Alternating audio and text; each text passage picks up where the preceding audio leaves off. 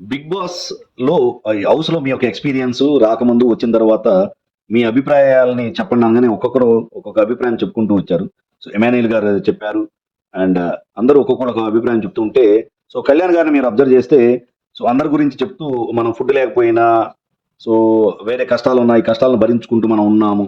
So ఇలాంటి కష్టకాలంలో నాకు మంచి అన్న అయిన ఎమాన్యుయల్ గారు దొరికారు అని అనడం ఒక ఎత్తు అయితే, సో ఈ తనుజ గారిని చూపిస్తూ కళ్యాణ్ గారు, సో ఈ మనిషి నాకు దొరికింది బిగ్ బాస్ హౌస్ లో.